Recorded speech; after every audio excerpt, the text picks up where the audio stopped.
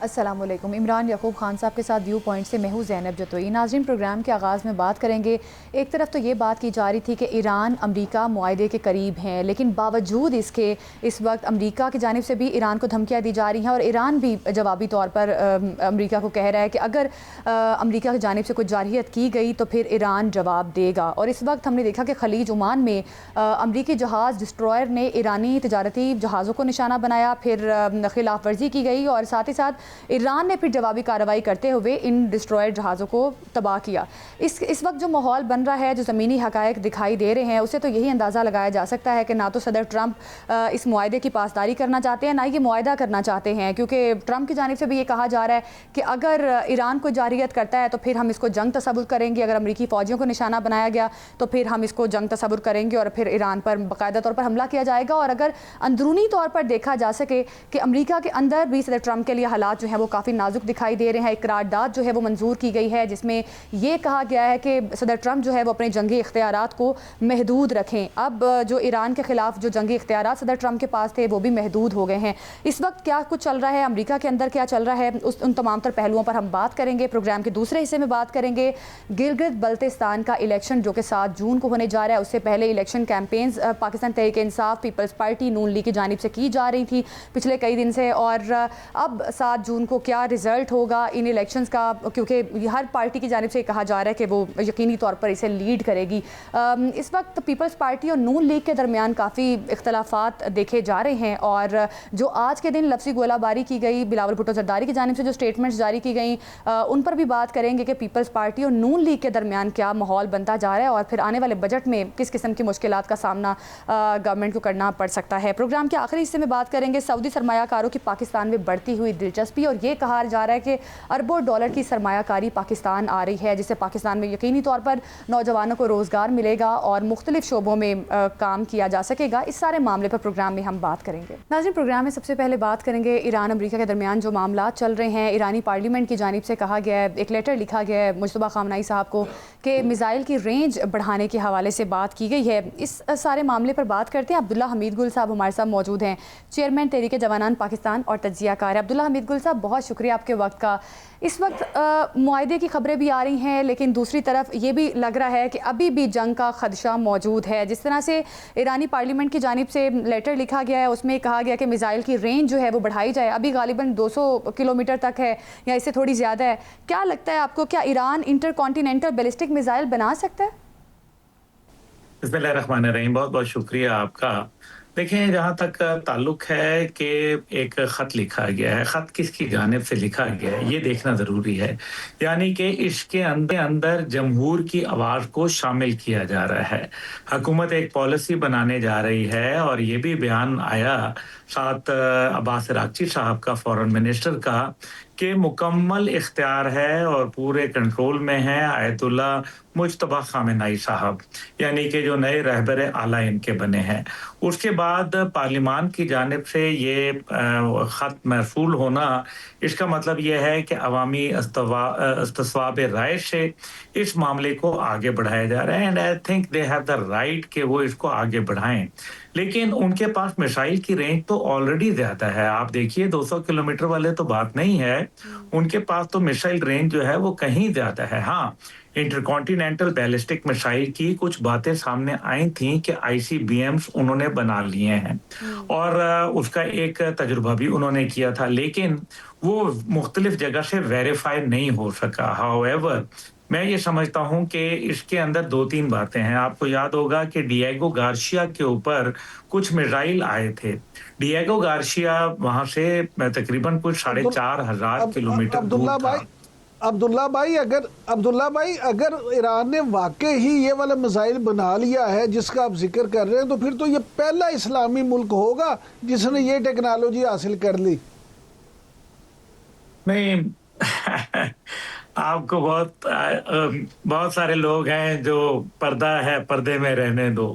بہرحال میں یہ کہوں گا کہ انہوں نے ٹیکنالوجی حاصل کرنا اور ٹیکنالوجی کو میدان جنگ میں استعمال کرنا 2 مختلف باتیں ہیں، اور ظاہر ہے ان کا جب میدان جنگ میں چیزیں ہوتی ہیں، کیونکہ اسرائیل کے اوپر تو انہوں نے حملہ کیا نا، اور ظاہر ہے یہ جو کویت کے اوپر، بحرین پہ، قطر پہ، UAE پہ، دیگر جگہوں کے اوپر جو ان کے میسائل گئے، وہ ان کے ملٹیپل رینج کے میسائل موجود ہیں۔ پاکستان کے پاس بھی الحمدللہ جو شاہین 3 سالڈ اسٹیٹ فیول جو سسٹم ہے، وہ 2750 کلومیٹر اس کی رینج ہے۔ تو یہ وہ تمام باتیں ہیں جس کے اوپر آپ کو یاد ہے کہ پھر بائیڈن انتظامیہ نے 22 دسمبر 2024 کو پاکستان کے اوپر پابندی بھی عائد کر دی تھی 5 کمپنیوں پہ، جن میں غالباً 3 کمپنیاں جو تھیں وہ چائنیز تھیں اور 2 پاکستانی کمپنیاں تھیں، اور ان کو یہی خطرہ ہوتا ہے۔ اصل میں اسرائیل کو ہر حالت میں بچانے کی کوشش ہے۔ اسرائیل کو اب وہ بچا نہیں سکیں گے، چاہے وہ سیاست کے سطح پہ ہو، چاہے وہ معیشت کے سطح کے اوپر ہو، چاہے وہ ڈپلومیسی کے اندر ہو۔ اسرائیل ابھی اس کے لیے مشکلات میں دن بدن اضافہ ہو رہا ہے۔ ہاؤ ایور، ایران کی یہ جو ٹیکنالوجی ہے، یہ ان کے پاس میسائل کی کوئی شک و شبہ نہیں ہے کہ انہوں نے ڈیورنگ دا وار بہت کچھ حاصل کیا۔ جہاں انہوں نے کھویا وہاں انہوں نے دیکھا کہ پریسائز ہٹنگ کیسے کی جا سکتی ہے، ٹیکنالوجی کو کیسے انٹیگریٹ کیا جا سکتا ہے۔ عبداللہ صاحب، اس میں کوئی شک نہیں کہ ایران نے جہاں بہت کچھ کھویا وہاں بہت کچھ پایا بھی، لیکن یہ فرمائیے گا کہ عمان کو آپ اب کس طرح سے دیکھ رہے ہیں؟ جو ایران نے عمان پہ حملہ کیا، تو کیا اب امریکہ یا پریزیڈنٹ ٹرمپ عمان کو جو ہے میدان جنگ بنانے جا رہے ہیں؟ دیکھیں، عمان کے سفیر کے ساتھ میری ڈنر تھا 2 تاریخ کو، تو عمان کے اوپر کیونکہ ظاہر ہے عمان ایک بڑا اتحادی بن کے آیا اور عمان نے ایک بڑا پازیٹیو کردار ادا کیا۔ عمان کے اوپر حملے بھی نہیں ہوئے، شلالہ کے اوپر ان کی آئل ریفائنری کے اوپر ایک حملہ کیا گیا، لیکن وہ حملہ بھی جو ہے وہ ایران نے کہا کہ ہمارا اس سے کوئی تعلق نہیں ہے، وہ غالباً اسرائیلی اور بھارتی ایجنٹوں نے کروایا تھا، اور اس کے حوالے سے اسی وجہ سے عمان نے بھی رد عمل نہیں دیا۔ عمان بڑا بیلنس ہو کے چل رہا ہے۔ دیکھیں، عمان کا ایک اپنا ایک معاملات ہیں، وہ ہمیشہ سے عرب دنیا کے ساتھ بھی رہا، لیکن اپنی ایک علیحدہ خارجہ پالیسی اپنائے رکھا۔ یہی وجہ ہے کہ آج عمان کا اعتماد اس کو حاصل ہے ایران کو، اور جب آبنائے ہرمز کے اوپر بات ہوتی ہے تو وہ اسی لیے کہتے ہیں کہ جو ان کی United Nation Commission on law of the sea 1982 کے تحت جو وہ کہتے ہیں کہ جی ہمارا یہ ٹیریٹوریل واٹر ہے، اور ایران اور دوسری طرف عمان کا ٹیریٹری شامل ہوتی ہے، اس لیے وہ آبنائے ہرمز کے اوپر اپنے کنٹرول اور اپنے لیوی لگانے کا وہ بات کرتے ہیں۔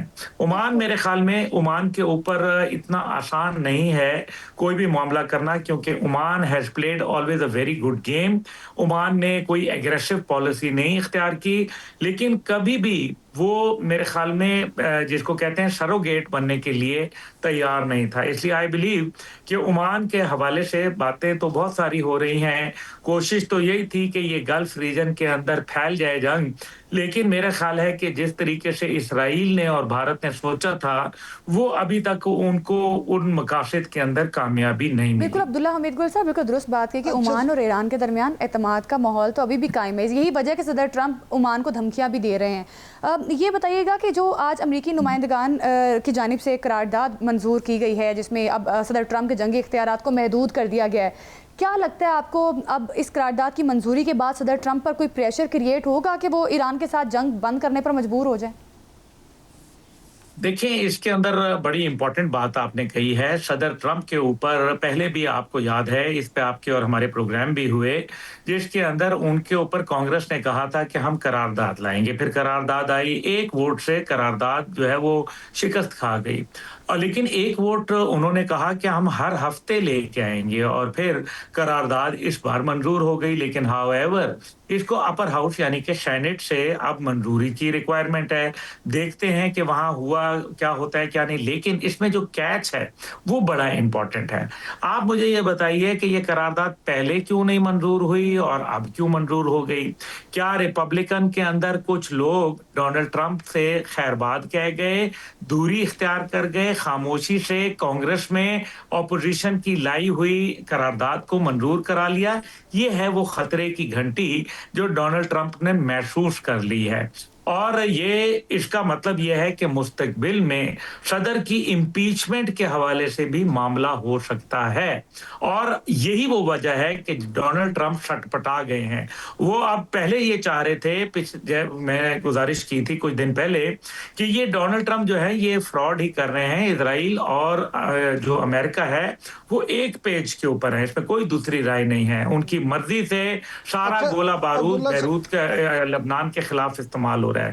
ہاؤ میں سمجھتا ہوں کہ صدر ٹرمپ نے کوشش تو یہی کر رہے ہیں کہ وہ سال کے آخر تک یعنی کہ نومبر تک مڈ ٹرم الیکشن گزار دیں، اسی کنفیوژن کے اندر، اسی کومگوں کی کیفیت میں کہ جی کل معاہدہ ہو رہا ہے، پرسوں ہو رہا ہے، اس طرح ہو رہا ہے، ویسے ہو رہا ہے۔ لیکن دوسری جانب وہ چاہتے ہیں کہ اسرائیل کے اندر، میں ایک سیکنڈ یہ آپ کی بات مکمل اجازت سے، پھر وہ یہ چاہتے ہیں کہ اسرائیل کسی صورت ان کی ایک جو ایمرجنسی سیٹ اپ میں حکومت پچھلے کئی سال سے چل رہی ہے، الیکشن نہیں کرنا چاہتی، وہ یہ چاہتے ہیں کہ مڈ ٹرم الیکشن تک کے ان کو ٹائم مل جائے اسرائیل کی حکومت کو، تاکہ 27 اکتوبر کا ٹائم گزر جائے، اور اس کے بعد وہ پھر پینترا بدلیں گے اور پھر ایک دفعہ ایران، ترکیہ، پاکستان اور دیگر ملکوں کے اوپر وہ اپنا دباؤ بڑھائیں گے۔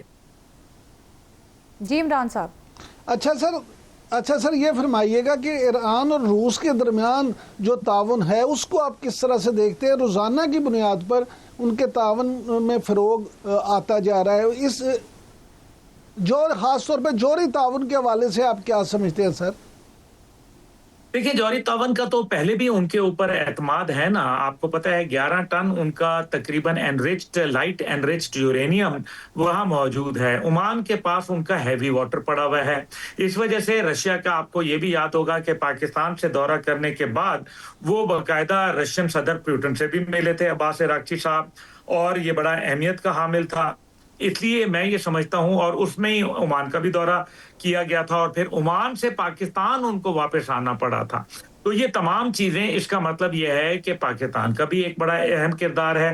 ہاں رشیا ایک سپر پاور ہے، رشیا ایک مضبوط طاقت ہے، اس کو یوکرین کے حوالے سے بہت سپورٹ کیا ایران نے، خاص طور پہ شاہد کامرکازی ڈرون جو ہے وہ فراہم کیے، گولہ بارود فراہم کیا، تو رشیا کو اس بات کا تو وہ بالکل معلوم ہے۔ اور پھر سب سے بڑی بات ہے کہ ایک نئی اسٹریٹجک الائنمنٹ اس خطے میں آ رہی ہے، اور ایران کے ساتھ اپنا وزن بڑھانے میں ان کو یہ نظر آ رہا ہے کہ مشرق وسطیٰ کے جو تیل اور گیس کے ذخائر ہیں وہ روس کو کافی تقویت پہنچا سکتے ہیں، اور ساتھ ہی ساتھ مشرق وسطیٰ کے اندر جو دولت ہے وہ بھی ان کی طرف رخ اختیار کر سکتی ہے۔ تو یہ ایک چینجنگ انوائرمنٹ ہے جس میں مغرب سے مشرق کی جانب کا سفر جاری ہے۔ عبداللہ اچھا سر یہ فرمائیے گا کہ جب ہم مغرب سے مشرق کے سفر کی بات کرتے ہیں تو چین کے کردار کو نظر انداز نہیں کیا جا سکتا۔ سر یہ فرمائیے گا کہ امریکہ اور اس کے اتحادیوں برطانیہ، کینیڈا، نیوزی لینڈ اور آسٹریلیا نے چین پر یہ جو الزام عائد کیا ہے کہ ملازمت کے پلیٹ فارم سے وہ جو حساس معلومات جو ہیں وہ حاصل کی جا رہی ہیں، اور چین کو مشترکہ ایک وارننگ جاری کی ہے ان ملکوں نے، کیا آپ سمجھتے ہیں کہ یہ کیا نئے اختلافات کا باعث نہیں بنے گی یہ وارننگ؟ دیکھیں جہاں تک وہ آپ کو معلوم ہے کہ وہ جہاں آپ نے کہا کہ ایک رائے ہے، میرے خیال میں خاتون کی بھی رائے ہم پہلے سن لیں، پھر دونوں کا سوال کا جواب میں آپ کو دے دیتا ہوں۔ بالکل عبداللہ حمید گل صاحب، میرا سوال بالکل پہلے والے ٹاپک سے ریلیٹڈ تھا، جو ہم جس طرح سے ہم بات کر رہے تھے کہ ظاہر ہے صدر مڈ ٹرم الیکشن بھی آنے والا ہے، صدر ٹرمپ وکٹری بھی ڈکلیئر کرنا چاہتے ہیں کہ ایران کے ساتھ جو ان کے مقاصد تھے ایران میں وہ انہوں نے حاصل کر لیے ہیں، تو آج جو ان کا ڈسٹرائر جہاز تھا اس کو ایران نے تباہ کیا، خلیج عمان میں وہ داخل ہوا اور ایرانی تجارتی جہازوں کو بھی نشانہ بنانے کی کوشش کی گئی، پھر ایران نے جوابی کارروائی کرتے ہوئے ان کا یہ جہاز جو ہے وہ تباہ کیا ہے۔ اس کو آپ کتنی بڑی ایران کی کامیابی سمجھتے ہیں؟ کیا لگتا ہے، اور جو دوسری طرف مذاکرات بھی چل رہے ہیں، تو آپ کو نہیں لگتا کہ اس قسم کے جو جنگی امریکہ کی جانب سے جنگی اقدامات کیے جا رہے ہیں، ایسے مذاکرات کو کافی نقصان پہنچے گا؟ دیکھیں عمران صاحب کا سوال کا جواب پہلے کہ وہ انہوں نے کہا کہ تعلقات میں، دیکھیں स्पाइंग तो अब दुनिया के अंदर बन चुका है। पैगासस जैसे स्पाइंग नेटवर्क से इजराइल ने किए, वो जाके बांग्लादेश में मिले, बांग्लादेश से फिर वो इवन पाकिस्तान भी लाए गए और दुनिया के दीगर ममालिक के अंदर भी पैगासस को इस्तेमाल किया जाता है।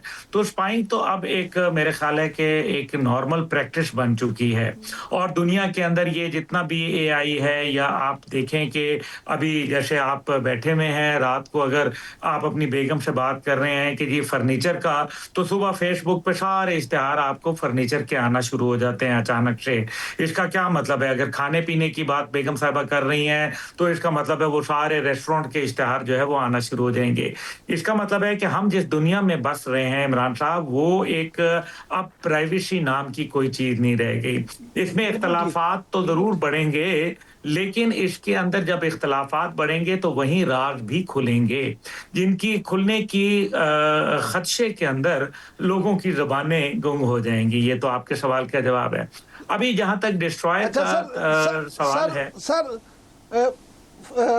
अब्दुल्ला भाई प्लीज़, यही मेरा है क्योंकि राज के मुतल्लिक़ ही सवाल है, उसके बाद आप ज़रूर ज़ैनब के सवाल का जवाब दें। एक राज अभी अफशा किया है फैसल वाडा साहब ने भी, वो कहते हैं कि अमेरिका और ईरान का जो मुआहदा है उसको हमारे field marshal general Asim Munir साहब तहरीर कर रहे हैं। आप क्या कहेंगे, क्या वाकई ऐसा है? फैसल बाडा साहब वहां बैठे होंगे ज़ाहिर है सामने, और बैठ के देख रहे होंगे कि किस तरह से तहरीर हो रहा है। इसका जवाब तो वही दे सकते हैं। मेरा ख्याल है कि फौज के मामलात फौज तक रहने देने चाहिए। कौमी सलामती के इश्यूज हैं और कौमी सलामती के इश्यूज में फैसल वाडा जैसे लोगों की कोई हैसियत नहीं होती। एक हद तक जो है वो एक्सेस दी जाती है, उसके बाद मेरे ख्याल में जिसको सेल्फ प्रोक्लेम्ड माउथ पीस बनने की कोशिश ना की जाए तो बेहतर है। ये मेरा उनको बड़ा बरादराना मशवरा है, मैं बड़ी उनका एहतराम करता हूँ, लेकिन मैं समझता हूँ कि कौमी सलामती के इदारों और रियासत पाकिस्तान के कौमी मामलात के ऊपर इस तरह से गैर जिम्मेदाराना बयानात मुनासिब नहीं है। दूसरी जानिब जो है डिस्ट्रॉयर की बात की, देखें ज़ैनब साहिबा बात यह है कि जो डिस्ट्रॉयर है, मैं आपसे पहले भी कई दफा कह चुका कि अमेरिकन टेक्नोलॉजी कॉम्प्रोमाइज हो चुकी है। वो ये समझते थे कि दुनिया में उनकी टेक्नोलॉजी से बढ़कर कुछ नहीं है, उनका ये रोम टूट चुका है, खत्म हो चुका है। उनके डिस्ट्रॉयर्स भी, उनके आपको याद है कि वो तस्वीर आई थी जिसके अंदर पूरा ड्रोन ने, शाहिद कामिकाजी ने एक पूरा राउंड लगाया था यूएसएस अब्राहम लिंकन का, उसकी वीडियो बनाई थी और उसके बाद वो वीडियो वायरल हुई थी और अब्राहम लिंकन को पता भी नहीं चला था इतनी सिक्योरिटी। जब हम एक जहाज की बात करते हैं तो ये एक जहाज नहीं होती, ये यूएस फ्लीट होती है। इसके अंदर आबदोजें होती हैं, इसमें डिस्ट्रॉयर होते हैं, इसमें फ्रिगेट्स होते हैं, इसमें कॉर्वेट्स होते हैं, इसके अंदर गन बोट्स होती हैं, इनके अंदर हेलीकॉप्टर्स होते हैं और बहरी जहाज और उसके अलावा ड्रोन होते हैं। उस बहरी जहाज कह रहा हूँ, फजाई जहाज। तो इन सब को अगर वो चकमा दे के चीजें निकल रही हैं तो इसका मतलब है कि कोई टेक्नोलॉजी ऐसी मौजूद है जो अमेरिका की टेक्नोलॉजी से महा सुपीरियर है, और यही वजह है कि वो डिस्ट्रॉयर जिसके ऊपर अपने हिफाजती इकदामात करने के मुतअद्दद निज़ाम जो है वो बने होते हैं, उन सब को चकमा दे के अगर उसको डिस्ट्रॉय किया गया है तो दिस शोज के अमेरिका इज टू वल्नरेबल। बिल्कुल, इनके जंगी जहाज और इनकी ये टेक्नोलॉजी है बिल्कुल कॉम्प्रोमाइज है। और ये भी खबरें आ रही हैं कि इनके जो खुफिया इदारे हैं CIA, ODNI, इनके खिलाफ, इनके अंदर भी बड़े इख्तिलाफात पाए जा रहे हैं। इसको आप किस तरह से देख रहे हैं? एक तरफ सदर ट्रंप के खिलाफ जंगी इख्तियारात महदूद कर दिए गए हैं, फिर ताकत और एतमाद का फुकदान इन इदारों में नज़र आ रहा है, तो क्या लगता है इंटरनल प्रेशर सदर ट्रंप के लिए बढ़ता जा रहा है, चैलेंजेस बढ़ते जा रहे हैं अमेरिका के अंदर? देखिए, ऑन अ लाइटर नोट, सदर ट्रंप के जंगी इख्तियारात महदूद करने के बजाय अगर उनसे उनका फोन छीन लिया जाता तो ज्यादा बेहतर होता। उससे वो ट्वीट से दूर रहते और दुनिया में केओस ना पैदा होता।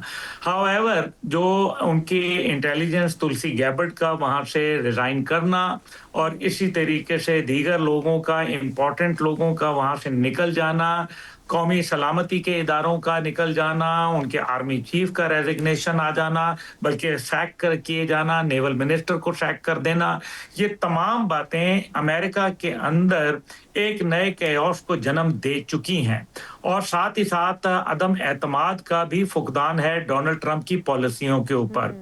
और अगर ये चीजें कायम रहीं تو جلد ہے کہ ڈونلڈ ٹرمپ امپیچمنٹ کا سامنا کریں اور ساتھ ہی ساتھ ان کے اوپر وار کرائمز کے حوالے سے مقدمات بھی میرے خیال میں ان کو بھی نظر انداز نہیں کیا جا سکتا. ہوئیور ڈونلڈ ٹرمپ صاحب آج پاکستان کی بہت تعریف کرتے نظر آتے ہیں کیونکہ بھٹیارا ہے نمازی تو ضرور ہے دغا بازی. یہ میں آپ کو بڑا واضح بتا رہا ہوں. یہ ڈونلڈ ٹرمپ جو ہے نا یہ بادبانی کشتی ہیں. آج آپ کے لیے بڑی بڑی تعریفیں کر رہے ہیں, کل آپ کو بڑی بڑی, بس وہ میں لفظ استعمال نہیں کرنا چاہتا, وہ آپ کو سنائیں گے. میں بھی یہی ہوں, آپ بھی یہی ہیں, وقت بتائے گا. لیکن یہ جو ابھی ان کو پاکستان سے صرف اس لیے مقصد ہے کیونکہ پاکستان ہی واحد ملک ہے جس نے امبیرسمنٹ سے ان کو بچانے میں کردار ادا کیا. پاکستان نے اصل میں ان کی کٹی ہوئی ناک کو مزید کاٹنے سے روکا. بالکل صحیح, بالکل. صدر ٹرمپ کے جو اپنے ہیں وہ شاید آنے والے ٹائم میں ان کے مواخذے کی بھی وجہ بن سکتے ہیں. بہت شکریہ آپ کا. عبداللہ حمید گل صاحب ہمارے ساتھ موجود تھے, اس معاملے پر ہمیں بتا رہے تھے. ابھی وقت تو ایک شارٹ بریک کا, بریک کے بعد بات کریں گے قومی بجٹ اور گلگت بلتستان الیکشن پر نون لیگ اور پیپلز پارٹی کے اختلافات کیسے ختم ہوں گے, اس پر بات کریں گے. Stay with us. Welcome back. ناظرین, الیکشن کیمپینز کے دوران ہم نے دیکھا کہ پیپلز پارٹی اور نون لیگ کے درمیان لفظی گولہ باری جو ہے وہ اس قسم کا ماحول نظر آیا. بلاول بھٹو زرداری نے جو آج کی تقریر میں کہا, ان کی جانب سے کہا گیا کہ 18ویں ترمیم کا سب سے زیادہ فائدہ پنجاب کو ہوا ہے, اور انہوں نے یہ بھی کہا کہ گلگت بلتستان کو بیچ دیں گے, وہ ہر چیز اسلام آباد سے چلانا چاہتے ہیں. اس قسم کی سٹیٹمنٹس جو ہیں وہ بلاول بھٹو زرداری صاحب کی جانب سے جاری کی گئی ہیں. اس سے یہی ماحول لگ رہا ہے کہ ایسا لگ رہا ہے کہ اختلافات جو ہیں پیپلز پارٹی اور نون لیگ کے درمیان بڑھتے جا رہے ہیں. اس سارے معاملے پر بات کرتے ہیں عمران صاحب آپ سے. عمران صاحب, کیا لگتا ہے آپ کو اس قسم کی سٹیٹمنٹس, اگر ہم اس کا پازیٹیو بھی دیکھیں پہلو تو ہو سکتا ہے کہ ٹھیک ہے الیکشن کیمپینز کے دوران ووٹرز کو تھوڑا سا موٹیویٹ کرنے کے لیے اس قسم کی سٹیٹمنٹس جاری کی جاتی ہیں, لیکن اگر ہم ان سٹیٹمنٹس کو ڈیپلی دیکھیں تو کافی حد تک لگ رہا ہے کہ اختلافات جو ہیں وہ بڑھتے ہوئے دکھائی دے رہے ہیں پیپلز پارٹی اور پی ایم ایل این کے درمیان. کیا لگتا ہے آپ کو بجٹ میں پھر کس طرح سے آگے معاملات بڑھیں گے؟ ویسے زینب آپ کا دل کیا چاہتا ہے, آپ اس کو ڈیپلی دیکھنا چاہتی ہیں کہ ثانوی نظر سے دیکھیں؟ عمران صاحب, ہم آپ کی نظر سے دیکھنا چاہتے ہیں کیونکہ آپ کی رائے بڑی ضروری ہے. دیکھیں, گزارش یہ ہے کہ یہ معاملہ بڑا سیدھا سا ہے, اتنا ٹیڑھا نہیں ہے. 2-3 چیزیں اس میں جلدی بیان کر دوں گا. پہلی بات یہ کہ پیپلز پارٹی اور مسلم لیگ نون جتنا مرضی اتحادی بن جائیں, جتنا مرضی ایک دوسرے کے ساتھ چلیں, جتنا مرضی پیار و محبت کی باتیں کریں, لیکن اصل میں دونوں ایک دوسرے کی رائیول سیاسی جماعتیں ہیں, دونوں ایک دوسرے کی ضد ہیں, دونوں نے ایک دوسرے کے خلاف الیکشن لڑنا ہوتا ہے. تو اس لیے یہ بھی ضروری ہے کہ وہ اپنے ووٹر کو یہ باور کرائیں کہ ہم چاہے جو بھی ہے, جس طرح سے بھی ہے, مساق جمہوریت کے تحت ہم اکٹھے ہیں, ہم جمہوریت کو اس ملک میں پنپتا ہوا دیکھنا چاہتے ہیں, لیکن پھر بھی ہم آئیڈیالوجی ہماری ڈیفرنٹ ہے. خاص طور پہ پیپلز پارٹی جو ہے وہ اب اس وقت اس کا اگر آپ دیکھیں تو دوہرا کرب ہے. ایک تو یہ کرب ہے کہ وہ حکومت میں اس طرح سے شامل نہیں ہے. اس وقت پیپلز پارٹی کا خیال یہ تھا جس وقت حکومت بنی 2024 کے الیکشن کے بعد کہ یہ شاید حکومت چل نہ پائے تو ہم جو ہے مسلم لیگ نون کے ساتھ بھی کھڑے ہو جاتے ہیں, اور اس کے بعد پھر ہم جو ہے نا یہ بھی کہیں گے کہ ہم تو حکومت کا حصہ نہیں تھے. لیکن پیپلز پارٹی کے لیے شومِ قسمت یہ ہوا کہ حکومت جو ہے نہ صرف چل رہی ہے بلکہ آپ نے دیکھا کہ مارکہ حق اور بنیان المسوس کے بعد پاکستان کو جو عزت ملی, اور وزیر اعظم خاص طور پہ وزیر اعظم میاں شہباز شریف جو ہیں ان کو جس طرح سے پوری دنیا میں پذیرائی ملی, تو اگر حکومت میں پیپلز پارٹی بھی شامل ہوتی تو بلاول بھٹو زرداری اس وقت وزیر خارجہ ہوتے, اور وزیر خارجہ کے طور پہ ان کا جو سٹیٹس ہے وہ بھی آج سے ڈیفرنٹ ہوتا. تو وہ ایک تو یہ معاملہ ہے کہ پیپلز پارٹی اس حوالے سے سوچتی ہے کہ ہم نے اس وقت شاید غلطی کی. اب اس وقت موجودہ صورتحال یہ ہے کہ وہ تو آنا چاہتے ہیں, لیکن مسلم لیگ نون کے لوگ یہ نہیں چاہتے کہ پیپلز پارٹی اب حکومت میں آئے. اس کی بنیادی وجہ یہ ہے کہ اب ان کے پاس جو ہے نا وہ کہتے ہیں نا کہ جمہوریت وہ طرز حکومت ہے کہ جس میں افراد کو گنا کرتے ہیں, تولا نہیں کرتے. تو اب ان کے پاس کیونکہ تعداد میں اتنے لوگ ہیں کہ انہیں اس طرح سے پیپلز پارٹی کی ضرورت نہیں ہے, لہٰذا وہ یہ سمجھتے ہیں کہ کوئی مسئلہ نہیں. پیپلز پارٹی کو اگر آپ دیکھیں اس معاملے میں یہ دیکھیں, یہ بات مکمل ہو لینے دیں. آخری بات یہ ہے پیپلز پارٹی کی کہ پیپلز پارٹی آپ دیکھیں جب بھی اس طرح کا کوئی موقع آتا ہے تو اپنے ووٹر کو اپنے سپورٹر کو مطمئن کرنے کے لیے یہ کوشش کرتی ہے کہ اس طرح کا موقف اختیار کرے کہ لگے کہ جیسے وہ جو ہے نا حکومت سے اختلاف رکھتے ہیں. لیکن یہ وقت بھی گزر جائے گا, گلگت بلتستان کے الیکشن بھی انشاءاللہ بڑے ہو جائیں گے. اب 7 تاریخ کو تو الیکشن اب دن ہی کتنے رہ گئے ہیں, تو آپ دیکھیں گے الیکشن کے بعد پھر معاملہ اسی طرح سے ہوگا اور دونوں اسی طرح پہ نوکری کریں گے. آپ بالکل خاطر جمع رکھیں. عمران صاحب, بجٹ کا کیا آپ کو لگتا ہے کہ بجٹ میں بھی اگر پیپلز پارٹی ووٹ نہیں کرتی تو کیا لگتا ہے آپ کو معاملات کس طرف جا سکتے ہیں؟ وہاں تو سپورٹ کی ضرورت ہے نا Peoples Party, P M L N کو, گورنمنٹ کو پیپلز پارٹی کے بغیر تو نہیں آگے چل سکتے. اچھا دیکھیں, اچھا یہ بھی اب بات سمجھ لیں. پہلی بات یہ ہے کہ اب مسلم لیگ نون کے پاس جتنے لوگ ہیں ان کو اگر 6-8 ووٹوں کی ضرورت ہے تو وہ پیپلز پارٹی اگر نہیں بھی ہوتی تو وہ جمعیت علماء اسلام سے یا اپوزیشن سے وہ ووٹ اکٹھے کر لیں گے. لہٰذا بجٹ پاس نہ ہونے والا جو معاملہ ہے یہ بالکل آپ اس کو ذہن سے نکال دیں. لیکن پیپلز پارٹی ایسا کیوں کرے گی؟ کیا پیپلز پارٹی نے یہ فیصلہ کر لیا ہے کہ انہوں نے ایسا کرنا ہے؟ اور اگر وہ ایسا کرتے ہیں تو پھر ان کا کے پی میں گورنر جو ہے وہ بھی ختم ہو جائے گا. بلوچستان میں بھی ان کا حکومت جو ہے اس کا آپ دیکھیں گے کیا بنے گا. پنجاب میں جو گورنر ہیں سردار سلیم حیدر صاحب, ان کو بھی پھر یہاں سے جانا پڑے گا. تو کیا پیپلز پارٹی یہ افورڈ کرتی ہے کہ یہ ساری چیزیں ہوں؟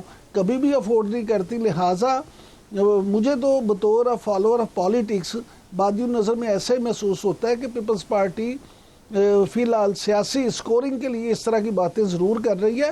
لیکن آپ دیکھیں گے کہ بجٹ میں بھی پیپلز پارٹی مسلم لیگ نون کی حمایت میں ساتھ موجود ہوگی اور بجٹ پاس کرانے میں اچھے بچوں کی طرح کردار. اچھا عمران صاحب, کیا لگتا ہے آپ کو اگر انتخابی رزلٹ پیپلز پارٹی کی توقعات کے مطابق نہیں آتا تو پھر آپ کو نہیں لگتا کہ مزید اختلافات بڑھ سکتے ہیں؟ کیونکہ اگر آج کی سٹیٹمنٹس بلاول بھٹو زرداری کی آپ دیکھ لیں یا جو مختلف سیاسی حلقوں میں بات ہو رہی ہے, پھر یہ بھی کہا جا رہا ہے کہ پیپلز پارٹی بجٹ میں سے مائنس بجٹ میں سے کیا جا سکتا ہے. اس قسم کی جو خبریں آ رہی ہیں اس سے تو یہی لگ رہا ہے کہ اختلافات بڑھ رہے ہیں. تو کیا لگتا ہے آپ کو اگر اس میں بھی پی ایم ایل این آگے ہوتی ہے تو پھر کیا ہوگا؟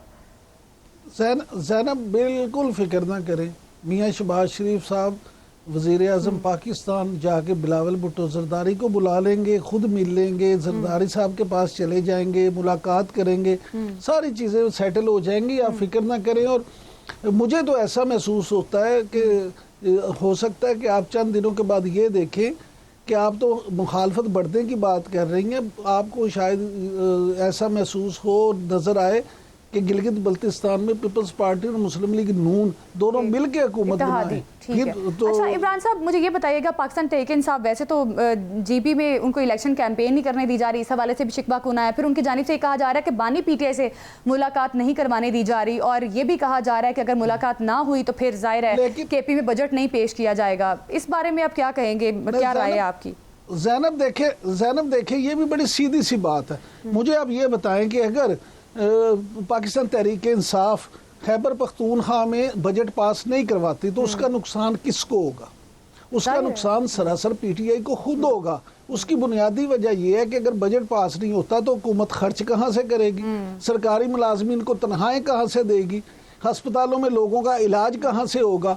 یعنی اگر بجٹ ہی پاس نہیں ہوگا تو کچھ نہیں ہوگا. تو کیا وہ اتنے بے وقوف ہیں؟ آپ کو یہ لگتا ہے کہ وہ اپنے ہاتھوں سے اپنی قبر کھودیں گے اور اپنی چلتی چلاتی حکومت کو ختم کریں گے؟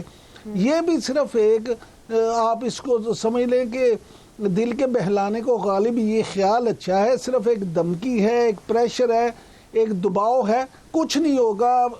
وہاں پہ پاکستان تحریک انصاف کی حکومت سہیل افریدی صاحب کی قیادت میں بجٹ پیش بھی کرے گی, بجٹ پاس بھی کرے گی, اور اسی طرح سے معاملہ چلے گا. اچھا عمران صاحب, مجھے یہ بتائیں کہ گلگت بلتستان میں کیوں نہیں ان کو الیکشن کیمپین کرنے دی گئی؟ اسد کیسر صاحب بھی شکوہ کنا نظر آئے, پھر سلمان اکرم راجہ کی جانب سے بھی یہی کہا گیا کہ ہمیں کافی زیادہ ہمارے لیے ہرڈلز کریٹ کی جا رہی ہیں. وہاں پر بیرسٹر گوہر صاحب بھی یہ کہہ رہے ہیں کہ پی ٹی آئی کو اتنا نہ دبائیں کہ ہم سسٹم سے ہی باہر ہو جائیں. پھر کیا لگتا ہے آپ کو, اسمبلی سے باہر ہو جائے گی پی ٹی آئی, سینٹ سے باہر ہو جائے گی؟ اس قسم کا آگے آنے والے ٹائم میں ماحول بن سکتا ہے؟ دیکھیں, پاکستان تحریک انصاف نے پہلے اسمبلیوں سے باہر ہو کے مزہ نہیں چکھ لیا. آپ کو نہیں پتا اس وقت کے وزیر اعلیٰ پنجاب چودھری پرویز الہی صاحب منتیں کرتے تھے کہ ریزائن نہ کریں. مجھے خود چودھری صاحب نے کہا کہ وہ 13 بار عمران خان صاحب کے پاس گئے, 13 ٹائمز اور انہوں نے عمران خان صاحب کی منت کی کہ استعفے نہ دیں، استعفے نہ دیں، استعفے نہ دیں، ہمارا بڑا برا حال ہوگا، لیکن خان صاحب اس وقت نہیں مانے۔ تو اب میں نہیں سمجھتا کہ پاکستان تحریک انصاف دوبارہ کوئی اس طرح کا قدم اٹھائے کہ جس سے انہیں دوبارہ ایک دفعہ پھر انہی حالات کا سامنا ہو۔ بالکل ٹھیک ہے، پاکستان تحریک انصاف کے لیے شاید آگے جا کے فیصلہ بھی ہو سکتا ہے اگر اس قسم کے بیانات بیرسٹر گوہر صاحب جو دے رہے ہیں کہ ہم سسٹم سے باہر چلے جائیں گے۔ اب دیکھنا یہ ہے کہ 7 جون کے الیکشن میں کون سی پارٹی لیڈ کرتی ہے۔ ناظرین ابھی وقت ہوا ایک شارٹ بریک کا، بریک کے بعد بات کریں گے SIFC کے سعودی وفد سے مذاکرات، سعودی تاجر پاکستان میں سرمایہ کاری کے لیے تیار ہیں، اس پر بات ہوگی، ہمارے ساتھ ہی رہیے گا۔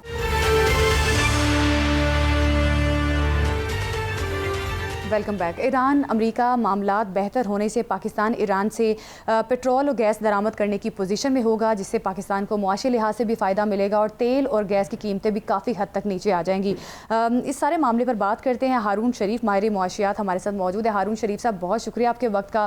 کس طرح سے دیکھ رہے ہیں کہ اگر امریکہ ایران کے درمیان معاہدہ ہو جاتا ہے اور پاکستان کو اس میں کامیابی مل جاتی ہے تو کیا لگتا ہے پاکستان پھر آنے والے ٹائم میں ایران سے پیٹرول اور گیس درآمد کر سکتا ہے؟ قیمتیں کم ہوں گی پھر آنے والے دنوں میں پیٹرول کی؟ کہ اس کے دو پہلو ہیں۔ پہلا پہلو جیسے آپ بات کر رہی ہیں کہ اگر معاہدہ ہو جاتا ہے اور ایران کے اوپر گلوبل جو ٹریڈنگ کی سینکشنز کے اندر کچھ کمی آتی ہے، کیونکہ کچھ سینکشنز بائی لیٹرل ہیں، کچھ یونائٹڈ نیشنز کی ہیں، کچھ یورپین یونین کی ہیں، ان کو وقت لگے گا، آہستہ آہستہ کم ہوں گی، تو یقیناً پاکستان کا کیونکہ نیبر ہے، ڈسٹنس کم ہے، آپ کی ٹرانسپورٹ کاسٹ کم ہے، تو آئل کی پروڈکشن تو ان کی تقریباً 80-90% چین خریدتا ہے، لیکن ہمیں گیس پائپ لائن کو ضرور کمپلیٹ کر لینا چاہیے، کیونکہ ہمارے پاس ابھی ایک ہی سورس ہے جو کہ ہمارا قطر سے آتی ہے۔ تو پاکستان کے لیے تو بہت فائدہ ہے اگر ایران کھل جاتا ہے، کیونکہ 90 ملین لوگوں کی ایک اچھی مارکیٹ ہمیں مل جاتی ہے۔ بالکل جی عمران صاحب آپ کچھ کہہ رہے ہیں؟ اچھا ہارون صاحب یہ فرمائیے گا کہ سعودی عرب کا ایک اعلیٰ وفد جو ہے بزنس مینوں کا، اس نے وزیر اعظم میاں شہباز شریف صاحب سے ملاقات کی ہے۔ آپ خود کیونکہ سعودی بزنس کے حوالے سے یہاں بڑا کام کر رہے ہیں پاکستان اور سعودیہ کے درمیان، تو سر آپ کیا سمجھتے ہیں کہ یہ جو ملاقات ہے اس سے واقعی کو بزنس کو فروغ ملے گا، پاکستان میں کوئی انویسٹمنٹ ہوگی، کیا صورتحال، اس کا فائدہ کیا ہوگا سر؟ یہ ایک پاکستان سعودی بزنس کاؤنسل بنائی گئی تھی کچھ ماہ پہلے، یہ اس کا حصہ ہے، اس کو پرنس منصور وہاں سے ہیڈ کرتے ہیں اور وہ ڈیلیگیشنز میں لوگوں کو لے کر آتے ہیں، جہاں جہاں ان کے انٹرسٹ ہیں وہ اس کو ایکسپلور کرتے ہیں۔ کافی بڑی کاؤنسل ہے، کوئی 30-35 اس میں سعودی عرب اور پاکستان کی ملا کے ممبرز ہیں۔ دیکھیں سعودی عرب کے ساتھ ہم کافی دیر سے کوشش کر رہے ہیں کاروبار کرنے کی، لیکن سعودی کمپنیز کو ہمیں سمجھنا بہت ضروری ہے کہ وہ ابھی پاکستان میں جو پیسہ لگاتے ہیں وہ اس کے اوپر کافی ہائی ریٹرن ایکسپیکٹ کرتے ہیں۔ ان کا تجربہ یہ ہے کہ وہ چلتی کمپنیوں میں لگاتے ہیں، نئے پروجیکٹ سعودی عرب ٹریڈیشنلی ملک سے باہر نہیں کرتا ہے۔ ہمیں ان کو کمفرٹ دینے کے لیے بہت سے اقدامات کرنے ہیں، اور اس کے اندر حکومت کا کام کم ہے، پرائیویٹ سیکٹر کا کام زیادہ ہے۔ میں سب سے بتاتا ہوں کہ وزیر اعظم سے ملاقات اچھی چیز ہے، لیکن at the end of the day کاروبار تو پرائیویٹ کمپنیوں نے ایک دوسرے کے ساتھ کرنا ہے، تو بہتر یہ ہوگا کہ کوئی 1-2 بڑی کمپنیاں ان کے ساتھ ڈیل کریں، اناؤنسمنٹ ہو، اس سے پھر باقی لوگ بھی موٹیویٹ ہوتے ہیں۔ اچھا یہ کہا جا رہا ہے کہ اربوں ڈالر کی سرمایہ کاری سعودی عرب کرنے جا رہا ہے پاکستان میں، مختلف شعبوں میں، ہوائی اڈوں، آؤٹ سورسنگ اور لاجسٹکس، موٹر وے اور اس قسم کے منصوبے جو ہیں، اظہار دلچسپی کیا گیا ہے اس ملاقات میں وزیر اعظم کے ساتھ جو ہوئی ہے ان تاجروں کی۔ تو کیا لگتا ہے پرائیویٹ کمپنیز کس طرح سے ایک دوسرے کے ساتھ انگیج کر کے اور پاکستان کو معاشی لحاظ سے فائدہ دے سکتی ہیں؟ جی زینب، یہ جو اربوں ڈالر ہیں یہ کر لیجیے گا سر اس میں یہ بھی شامل کر لیجیے گا کہ ہمیں تو یہ خبریں ملی ہیں کہ پاکستانی اور سعودی وفود جو ہیں وہ یہاں پہ G2G، G2B اور B2B بزنس میں جو ہے وہ دلچسپی ظاہر کر رہے ہیں، اور خاص طور پہ بندرگاہیں جو ہیں ان پہ بھی سعودی جو ہے بڑی دلچسپی ظاہر کر رہے ہیں۔ تو سر کیا ایک زینب والا سوال اور اس میں شامل کر کے سر یہ بھی فرمائیے گا کہ کیا ग्वादर का मामला जो है वो भी मजीद तरक्की हो सकती है वहाँ भी? जी, 2-3 सवालात हैं। पहली चीज़ तो ये है कि वो जो अरबों डॉलर होते हैं वो तो सियासी बयानात है ना। देखिए, आप हमें समझना है कि प्रोजेक्ट बनता कैसे है। प्रोजेक्ट की एक फिजिबिलिटी रिपोर्ट बनती है, उसके अंदर बैंक्स इन्वॉल्व होते हैं, एक्सपर्ट्स इन्वॉल्व होते हैं, फिर आप उसको स्ट्रक्चर करते हैं, फिर आप अगर जॉइंट वेंचर है तो पाकिस्तानी और सऊदी कंपनियां नेगोशिएट करते हैं। ये एक लंबा प्रोसेस है किसी भी नए प्रोजेक्ट का। सऊदियों का इंफ्रास्ट्रक्चर में जो दिलचस्पी है उसका एक पॉलिटिकल इकोनॉमी या सियासी पहलू भी है, क्योंकि हमारी जो दो सबसे बड़ी पोर्ट्स हैं उनके ऊपर जो बर्थ्स हैं और टर्मिनल्स हैं उसकी हैंडलिंग यूएई की 2 कंपनियां कर रही हैं। एक का नाम अबू धाबी पोर्ट्स है, एक का नाम डीपी वर्ल्ड है। अभी जो ये हुर्मुज़ के अंदर जो ब्लॉकेज आया है उसके बाद अब खित्ते के लोग नई पोर्ट्स के अंदर दिलचस्पी का इजहार कर रहे हैं। तो सऊदी इन्वेस्टर यकीनन इसको इस एंगल से देख रहे होंगे कि ऑल्टरनेट पोर्ट्स क्या हो सकती हैं, क्योंकि यूएई और सऊदी अरेबिया की भी अब कुछ सियासी अलाइनमेंट के अंदर दरार दिखाई देती है। दूसरी चीज़ ये है जो B2B है, असल चीज़ तो वो है क्योंकि दुनिया के अंदर बड़ा कारोबार तो प्राइवेट सेक्टर करता है। गवर्नमेंट टू गवर्नमेंट इंफ्रास्ट्रक्चर होता है ज़ैनब, जो नीचे ये आपका सवाल जो बिजनेस टू बिजनेस होता है वो असल मार्केट ओरिएंटेड प्रोडक्ट्स होती हैं। जैसे अब सऊदी अरब 80% चीज़ें खाने पीने की इंपोर्ट करता है। अगर एक बिजनेस टू बिजनेस डील के बाद पाकिस्तान से खाने पीने की चीज़ें यहाँ बने और वहाँ एक्सपोर्ट हो तो ये एक अच्छा कारोबार है। मीट हो, योगर्ट हो, चॉकलेट्स हो, व्हाटएवर। सो मैं अर्ज़ ये करना चाह रहा हूँ कि इसके लिए हमें कुछ थोड़े से इदारा जाती तब्दीलियाँ करनी है। पोर्ट्स जो हैं हमारी अनफॉर्चुनेटली एक हमारी जो मैरीटाइम मिनिस्ट्री के तहत आती हैं। हमें इसको थोड़ा इंडिपेंडेंट स्ट्रक्चर दे के प्रोफेशनल्स को देना चाहिए। और गवादर का जहाँ तक सवाल है, गवादर के अंदर अभी तक हमारे पास कोई बड़ी शिपिंग लाइंस नहीं आती। ज़्यादातर शिपिंग लाइंस पोर्ट कासिम और कराची पोर्ट ट्रस्ट में आती हैं। अगर हमने गवादर को फ़ाल करना है तो उसको हम जिसको कहते हैं ट्रांजिट का जो शिपमेंट्स होती हैं उसके लिए किया जा सकता है। अच्छा हारून साहब, ये फरमाइएगा कि जो हुकूमत ने आज फिक्स टैक्स की स्कीम अनाउंस की है, पहले भी मुख्तलिफ इस तरह की स्कीमें आती रही हैं लेकिन ताजिर इस पर मुख्तलिफ मौक़िफ़ देते रहे हैं, बाज़ दफ़ा इस पर बड़ी हड़तालें भी की गई। अब मौजूदा स्कीम को आप किस तरह से देखते हैं? क्योंकि वज़ीर इत्तलाआत जो हैं हमारे अताउल्लाह तारड़ साहब, वो तो कहते हैं कि ताजिरों के लिए बड़ी ज़बरदस्त ये चीज़ है, हुकूमत ने कमाल कर दी है। इमरान साहब, जो ताजर हैं जिसको हम कहते हैं रिटेल इन इकोनॉमिक टर्म, वो हमारी जीडीपी ग्रोथ का इस वक्त 18% है। जितनी बड़ी हमारी कंट्रीब्यूशन इंडस्ट्री की है तकरीबन रिटेल की भी उतनी है। ओवरऑल सर्विसेज 60% हैं। लेकिन जब हम टैक्स कलेक्शन की तरफ देखते हैं तो कोई मुकाबला ही नहीं है, क्योंकि ये 18% कंट्रीब्यूशन करने वाला जो सेक्टर है ये बिल्कुल मिनिमम टैक्स कलेक्शन के अंदर है। अब I can sympathise with them कि वो FBR वगैरह के साथ डील नहीं करना चाहते। उसके लिए पहले हमने इलेक्ट्रॉनिक डायरेक्ट पेमेंट के लिए रिटेल आउटलेट्स के ऊपर, पॉइंट ऑफ सेल्स के ऊपर कोशिश की। फिक्स टैक्स जो है वो ताजरों की मेजॉरिटी को मेरे हिसाब से कबूल होना चाहिए। लेकिन अगर वो ये चाहते हैं कि जी फिक्स टैक्स आए और वो डॉक्यूमेंटेड इकोनॉमी का कभी हिस्सा ही ना बने, फिर पाकिस्तान के लिए मुश्किलात पैदा होंगी। लेकिन फिक्स टैक्स से कुछ रेवेन्यू आना चाहिए। लेकिन बहुत से ताजिर जो हैं क्योंकि उनकी कंपनियां इनफॉर्मल हैं, अकाउंट्स नहीं रखते हैं, तो बड़ा मुश्किल है कि किस अमाउंट पे फिक्स टैक्स देंगे ना। आपने उनके अगर एक फार्मूला बना दिया तो उसके अंदर सब जो है वो फिट नहीं आते हैं।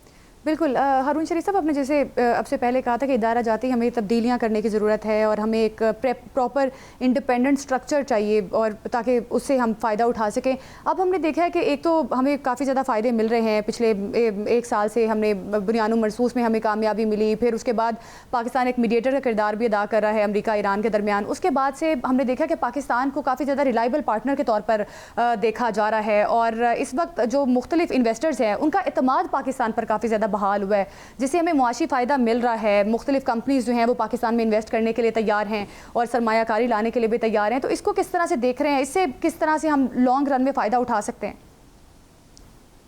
جی، اس کو ہم کہتے ہیں کہ آپ اپنی جیو پولیٹیکل پوزیشننگ کو اکنامک گینز میں کیسے کنورٹ کرتے ہیں۔ ساؤتھ ایسٹ ایشیا نے کولڈ وار کے دنوں میں بڑی مہارت سے یہ کام کر لیا۔ پاکستان کے لیے اب دو اچھی چیزیں ہوئی ہیں۔ ایک تو پاکستان گلوبل میپ پر ہے کہ یہ خالی ساؤتھ ایشیا میں انڈیا نہیں ہے، ایک بڑا مضبوط ملک ہے پاکستان جو پازیٹیو رول پلے کر رہا ہے۔ اس سے لوگوں کی، جو آپ انویسٹر کی بات کر رہے ہیں، ان کی ایک انٹینشن آ رہی ہے ٹو ایکسپلور اپرچونٹیز۔ جو میں زور دینا چاہ رہا ہوں کہ اس انٹینشن کو ریئل انویسٹمنٹ میں کنورٹ کرنا بیوروکریسی کے بس کا روگ نہیں ہے۔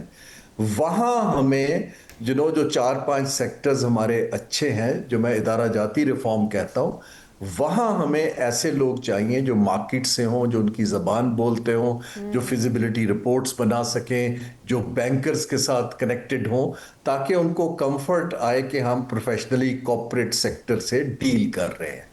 اگر ہم یہ ڈیلیگیٹ نہیں کریں گے تو آئی ایم افریڈ پھر یہ ہمیں مٹیریلائز کرنا مشکل ہوگا، کیونکہ نیچرل سی بات ہے، پالیسی میکر کا کام کاروبار چلانا تو نہیں ہے، ان کو تو نہیں آتا۔ جیسے اگر وہ دنیا میں، انڈیا میں کاروبار کرتے ہیں تو ریلائنس کے پاس جاتے ہیں، منسٹری آف پیٹرولیم کے پاس تو نہیں آتے ریفائنری لگانے۔ So we need to let go. بہت سے ممالک نے ایسی اسپیسز کریٹ کی ہیں۔ قطر فائنینشیل سینٹر بنایا ہے، دبئی نے DIFC Dubai international financial centre بنایا اسی پرپز کے لیے کہ یہاں لوگ اکٹھے ہوں، پارٹنرشپس کریں، فیزیبلٹی رپورٹس کریں، جہاں ان کو منافع دکھتا ہے کرنی اس چاہیے کو تاکہ آگے لے معاشی جائیں۔ لحاظ سے جو اپرچونٹیز پاکستان کو مل رہی ہیں اس سے فائدہ اٹھا کے۔ ہارون شریف صاحب ہمارے ساتھ موجود تھے، اس معاملے پر ہمیں بتا رہے تھے۔ ناظرین، اسی کے ساتھ پروگرام سے دیجیے ہمیں اجازت، کل پھر ملاقات ہوگی۔ اللہ حافظ۔